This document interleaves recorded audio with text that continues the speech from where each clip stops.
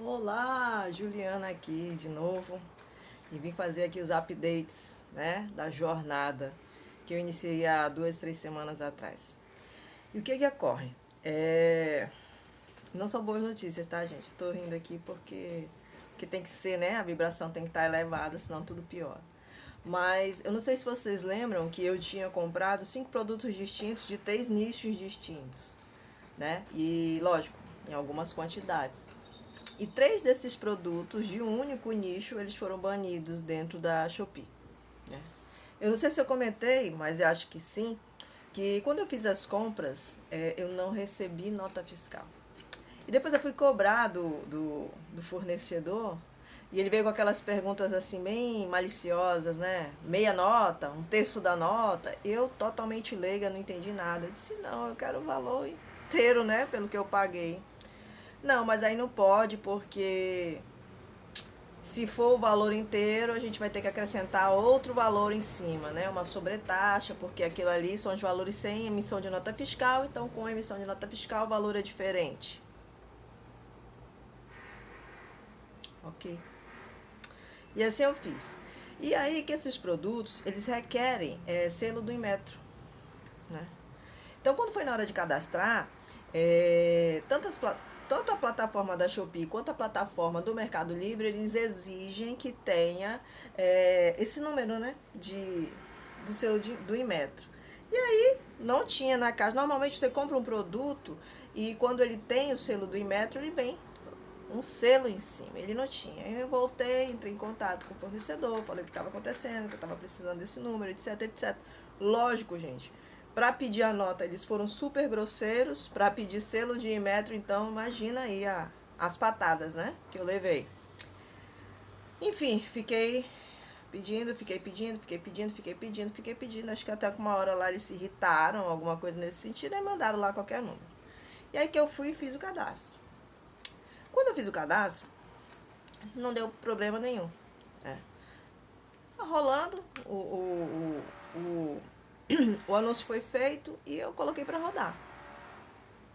Quando foi agora, no sábado, hoje é terça-feira, quando foi no sábado, eu recebi 3 e-mails da Shopee, dizendo que os produtos tinham sido banidos porque não batia o nome do fornecedor com o selo do Inmetro, né? Com o número de autenticação e homologação do selo de Inmetro.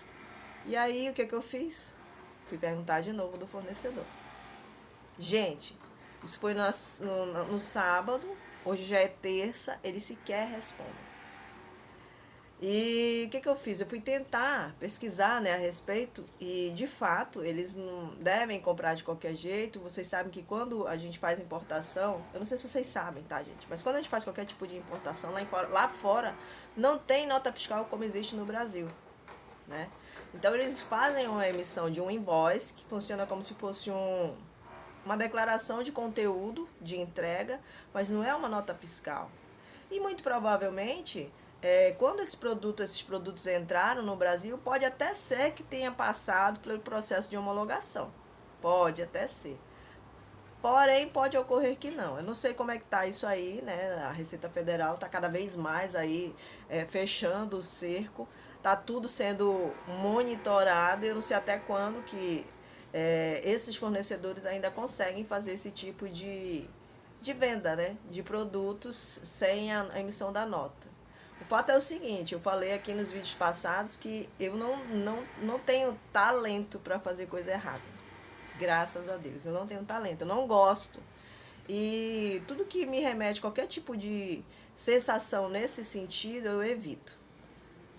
Por isso eu fui pedir a nota, não sabia, né, que não tinha nota, etc, etc. Inclusive é repensar, porque com a taxa que eu paguei em cima para fazer a emissão dessa nota, é óbvio que eu já não tinha mais margem para trabalhar o produto, né, dentro das plataformas digitais. Então, tudo isso precisa ser analisado, né? A gente acha que é um trabalho besta, é um trabalho bobo, mas eu acho que a parte principal do negócio é justamente essa questão do produto, como eu já falei no vídeo passado, né? Quando eu falo lá do dropshipping. Você escolher um produto adequado, que tenha uma venda relevante naquele momento e principalmente que te acondicione margens, né? Porque se não tem margem não adianta, né? Eu sei que existem muitos vendedores, eu já passei por essa experiência, né, que o ego deles fala muito mais alto, né? Então, para eles o que conta é a venda. Só que a venda por si só, ela não significa nada se ela não vier acompanhada de margem, né, que é o que fica para pagar as contas, né? Então, já iniciei aí dentro da Shopee com essa ressalva, né? E fica aqui o recado, né, para vocês que estão começando. Esse ano é um ano de mudanças na tributação. Né? Eu não sei se vocês ficaram sabendo, mas ocorreram uma série de mudanças que estão em implemento no Brasil. E é óbvio, está falando de uma empresa que é micro. Né? A minha empresa ainda é MEI, ainda não está estabelecida nem nada. Então, eu sinceramente preciso iniciar certo, eu tenho essa condição, essa trava mental ou não, talvez isso seja até para me impulsionar, mas eu não consigo me ver fazendo coisa errada, porque eu sempre sei que vem o refúgio a seguir, né? Então, aquela clara lei de Newton, né? Para cada ação, uma reação com a mesma intensidade e força. E eu não gosto de arriscar, não nesse sentido, tá? Porque na minha cabeça eu não estou fazendo nada para dar errado. Então, para eu seguir fazendo o que é certo, eu tenho que fazer e tenho que puxar tudo que vai me acondicionar para fazer o certo, né? Meu pai já dizia, né, o certo é incontestável. Ninguém vai pegar nos seus pulsos se você estiver fazendo o certo. Mas o contrário também é verdadeiro. Fez errado, aguenta as consequências. E eu acho que a gente vive um momento bem interessante no Brasil. Tá tudo fechando, né? Os cercos estão se fechando, então ele está muito propício para quem quer fazer a coisa certa.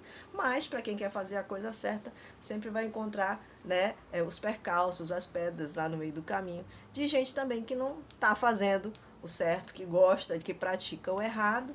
E isso tudo vai prostituindo, de certa forma, o mercado, né? Não é à toa que tem tantas pessoas que vendem com valores tão baixos, né? A gente vê aí que tem produtos dentro dos marketplaces que são totalmente prostituídos, né? E justamente por conta disso, né? A prática, algumas pequenas práticas, elas se tornam robustas ao ponto de anular, né, determinados resultados. Então, esse foi a dica de hoje, né? É ficar atento, né? Em relação aos fornecedores, que tipo de fornecedor eu estou contactando, ele é correto, ele vai fazer a missão e ter todo o know-how para fazer uma tratativa anterior à compra do produto, porque aí você vai evitar surpresas, né? Então, eu imaginei que mandando todos os dados cadastrais, ali já viria uma nota que seria o que eu faria, né? Mas o que eu faria não foi o que eles fizeram.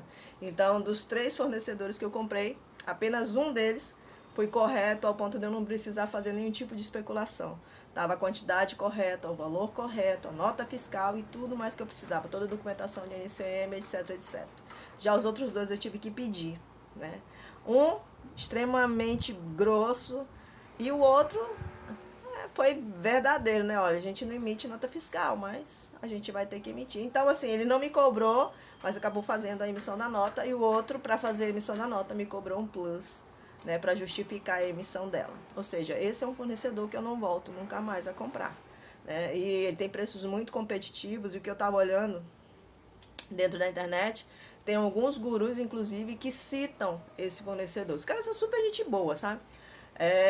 Na hora de vender, mil maravilhas, conversa, brinca, sorri, mil promessas. Mas tem toda essa particularidade aí por trás que deve fazer parte do negócio deles. Eu não estou julgando, não vim aqui para julgar, mas não é o que eu quero fazer, entendeu?